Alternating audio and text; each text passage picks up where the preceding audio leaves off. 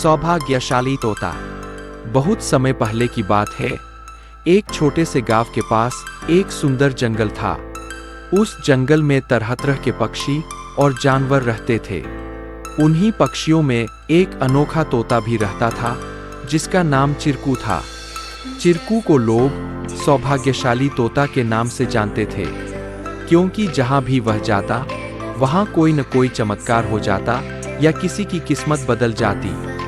गांव के लोग मानते थे कि अगर चिरकू उनके घर आ जाए तो उनके जीवन में सुख और समृद्धि आ जाती है। चिरकू हमेशा खुश रहता और अपनी मधुर आवाज में गाने गाता। लोग उसे फल और अनाज खिलाते और उसकी भलाई की कामना करते थे। चिरकू भी गांव के लोगों से बहुत प्यार करता था और जहां भी जाता खुशियां बांटता। एक दिन गांव में एक गरीब किसान, जिसका नाम रघु था, बहुत परेशान था। उसकी फसलें बर्बाद हो गई थीं और उसके पास खाने को भी कुछ नहीं था। वह दिन रात मेहनत करता, लेकिन किस्मत उसका साथ नहीं दे रही थी। एक दिन रघु ने गांव के लोगों से चिरकू के बारे में सुना और सोचा कि शायद यह सौभाग्यशाली तोता उसकी भी मदद कर सकता है। रघु ने तय किया कि वह चिरकू से मिलकर अपनी किस्मत बदलने की विनती करेगा। अगले दिन वह जंगल की ओर चल पड़ा और चिरकू को खोजने लगा। बहुत ढूंढने के बाद उसे चिरकू एक पेड़ की डाल पर बैठे हुए मिला। रघु ने बड़े ही आदर के साथ कहा। चिरकू ने रघु की बातें ध्यान से सुनी और उसकी आंखों में दया उमड़ आई। चिरकू ने अपनी चोंच में एक छोटी सी चमकती हुई पत्ती उठाई और रघु को देते हुए कहा, यह जादुई पत्ती है, इसे अपनी जेब में रख लो और जब तुम अपने खेत में काम करने जाओ तो यह पत्ती तुम्हारी किस्मत बदल देगी। रघु ने धन्यवाद कहा और वह पत्ती लेकर अपने घर लौट आया।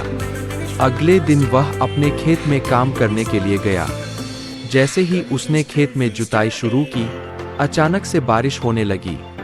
उसकी सूखी जमीन हरी भरी हो गई और थोड़े ही समय में उसकी फसलें लहलहा उठीं। रघु की मेहनत सफल हुई और उसकी किस्मत सच में बदल गई। अब रघु के पास भरपूर अनाज था और वह फिर से खुशहाल जीवन जीने लगा। उसने गांव के लोगों को चिरकू की बुद्धिमानी और उसके द्वारा दी गई जादुई पत्ती के बारे में बताया। सभी लोग चिरकू की प्रशंसा करने लगे और उसे और भी अधिक प्यार देने लगे। लेकिन चिरकू ने रघु को एक बात कही थी, याद रखना, यह पत्ती सिर्फ तुम्हारी मेहनत का साथ देगी। अगर तुम मेहनत करना छोड़ दोगे तो यह भी अपना जादू खो देगी। रघु ने चिरकू की बात समझ ली और कड़ी मेहनत जारी रखी। धीरे धीरे उसकी स्थिति पहले से बहुत बेहतर हो गई। वह गांव के सबसे सफल किसानों में से एक बन गया। लेकिन उसने कभी यह नहीं भूला कि उसकी सफलता में चिरकू और उसकी मेहनत का कितना बड़ा हाथ था। कहानी से सीख। इस कहानी से हमें यह सीख मिलती है कि किस्मत भी उन्हीं का साथ देती है जो खुद मेहनत करते हैं। सौभाग्य और अवसर तभी काम आते हैं जब हम अपने प्रयासों से उन्हें सही दिशा देते हैं। Please like, share and subscribe our channel to learn more.